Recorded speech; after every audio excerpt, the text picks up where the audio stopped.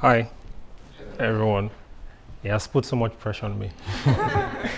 My name is Oladimeji, and I've never gotten a job in the UK. And I've been here for, I mean, 2+ years now. And I recently started 2 businesses.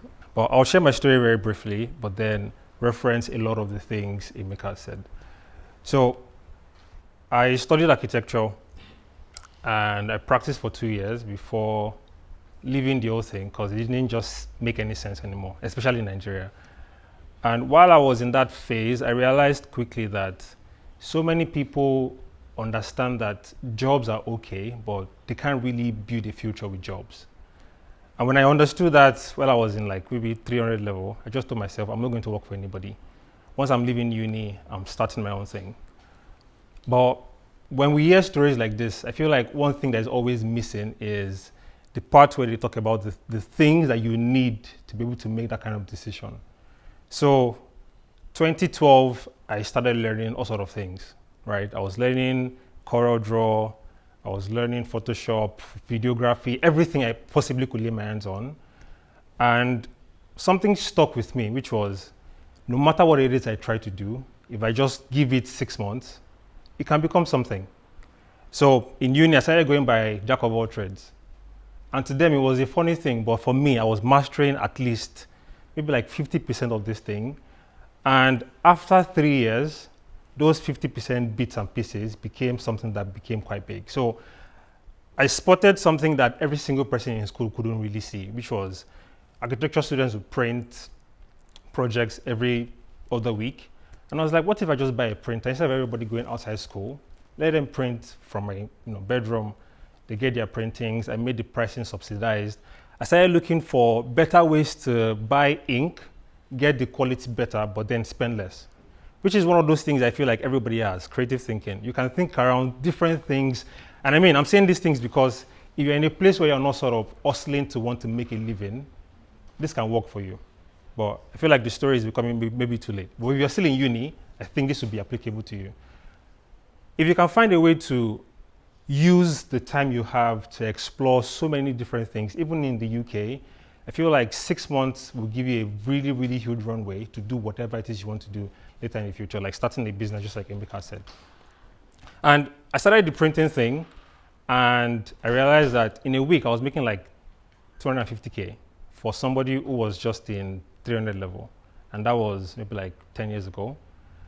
And I started seeing how making this kind of money at this particular period was making sense to me. And I was like, okay, I think what I'm about to do with not getting a job after school might work.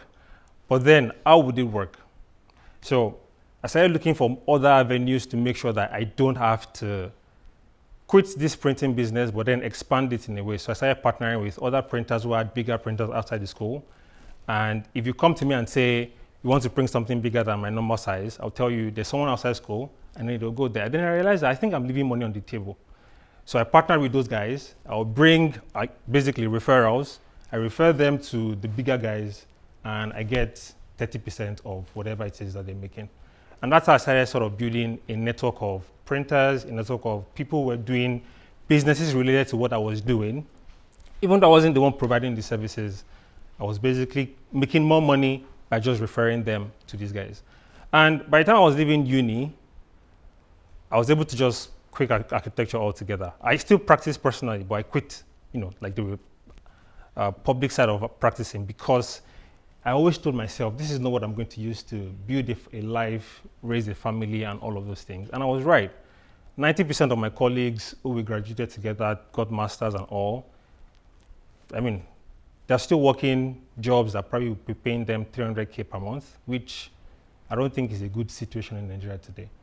But the reason why I'm sharing all of this is within just 3 years, I was able to build skills that made it possible for me to start to look beyond just the Nigerian space. So doing graphic design, working with churches, I started working with churches outside Nigeria, Canada, Turkey, and all sorts of places. And that's when I understood what people would say, that if you have something that feels genuine to you, something you enjoy to do, the moment you turn it into a business, I think the joy starts to sort of creep out of it in a funny way. Has any one of us done business here from something you love to do? What happened after you started, like you made it a proper business? It became a bit difficult, right? It wasn't as enjoyable as you probably would think. But then I found a way around this, which is you don't have to put it in your head that this is a business. Just enjoy the process. Now, while you are, we'll come back to that. Now, while you are trying to run all these things you're doing, you're exploring and all these things, if you're not in a place where you're sort of under pressure to make a living, this will really work well for you. And that's why I'm sharing it at first, because I feel like some of us are students, some of us are about to leave. I'm going to get to those who are about to leave, or you're already like in the market. But if you're still a student, explore as much as possible. They talked about charity and all of that. That is really important, and it makes sense. Volunteering. But now, how did I start my businesses in the UK? I moved February 2023, and in Nigeria, I was freelancing, I was making like close to like 2 million average of every month. And there will be some months that you won't make anything. So that's just the reality of business. But then I understood this and I was able to make a proper living for myself without worrying about anything. And I built an agency in Nigeria. We started doing this thing where we teach people graphics design, coding, and all of that. And it became quite big. Then I moved to the UK. But then moving to the UK, I moved on spousal visa because my wife was doing masters. And I was able to at least start doing something instead of thinking of getting a job. So the first year of being here in the UK, what I used to do was really research and look around. What's really the thing that people are not really taking advantage of in the UK? And I would go for events, networking events, all sort of events. I went for Black professionals and all of those things. And I realized that most UK companies or most UK events don't really capture the pictures or the experiences happening. For like today, there's someone with a nice camera taking pictures, but you barely see that in normal events in the UK. So in my head, I was like, this is a great idea. So what I started doing was, I had the camera, and I'll go to all the nice events that are happening, like big people, JP Morgan, all sort of events, and I would take pictures of what's happening. Once I take pictures, I'll compile it together at the end of the night, and then email it to the organizers of the event that, look, I captured all of this during your event, and I shared these pictures with them, and they really love it.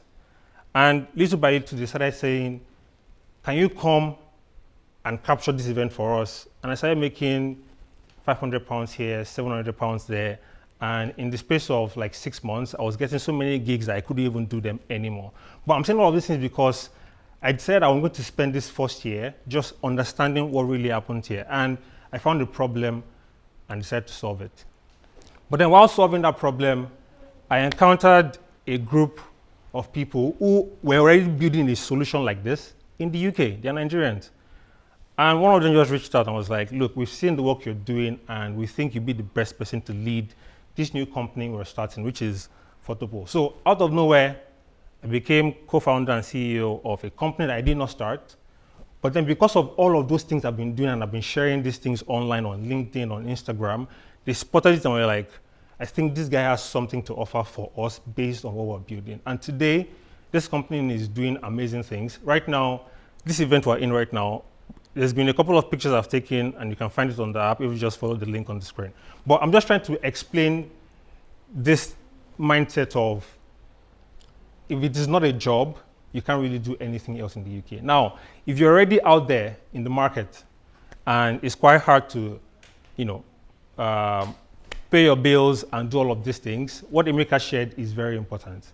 My first few months of being here, I took something called Princess Trust business, this thing, and they gave me £500 to test my business idea.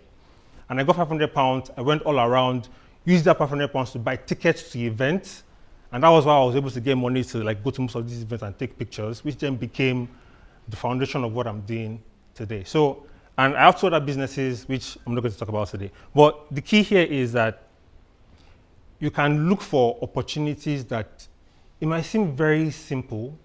This one is just taking pictures at events, but then it became building an app, putting AI into it, and then making it something that you go for an event, you don't have to start worrying about pictures, easily. It's a simple solution, but then it's providing me a living today. And I believe that if we also look within ourselves, there's really that thing you can spot around and would sort of, do something well for you. I was in the toilet and someone was talking about it used to be a printer in Nigeria and then he's doing something here today. I feel like we can find novel ideas like that. They're not big, but then as little as it can become something over time if you really give yourself time to explore these things. So just to talk a little bit about Photopo. If you scan this QR code, it will give you access to the album for this particular event, and you can find pictures. But then the interesting part is that you also can upload pictures that you've taken today. So you don't have to constantly keep calling somebody using iPhone. You are using Android to share me pictures. You can always just use this and find them there. So I would love to do a demo, but I think I'm out of time. So if you just scan this, follow the instructions, and you'll be able to see pictures from here today. Thank you very much.